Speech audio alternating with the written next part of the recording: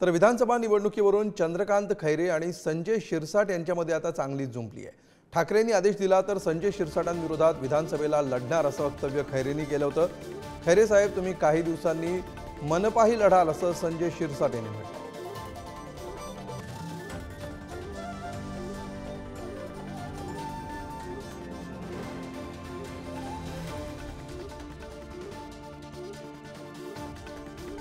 मी इच्छुक असो की नसो, परंतु प्रत्यक्षात माननीय उद्धवजींचा जर आदेश आला, मातोश्रीचा आदेश आला, तर तो आम्हाला शिरसावत होतो। मातोश्रीचा आदेश आला की बाबा या गद्दाराला पाडायचं आहे।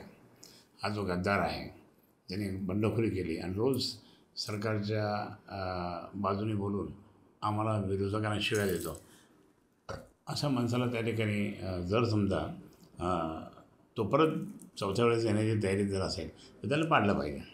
त्याला पाडलं पाहिजे। तर पाडणारा माणूस कोण तर ते माननीय उद्धवजी फायनल करतील। जर समजा ते म्हटले तर मी लढेन, जर ते म्हटले की नाही लढायचं नाही लढणार। आताही त्यांना न विचारता काही लोकांचे पक्ष प्रवेश होत आहेत आणि खैरे साहेबांनी आता त्यांना नेतं म्हणावं हे त्यांच्या स्वभावात बसेल। ते अखेरला शिवसेनेचे नेते झालेले आहेत।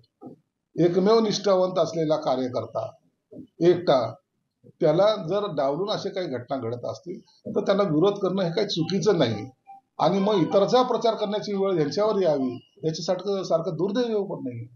म्हणून त्यांना माझ्या शुभेच्छा आहेत। खैरे साहब, आगे बढ़ो, हम तुम्हारे साथ हैं।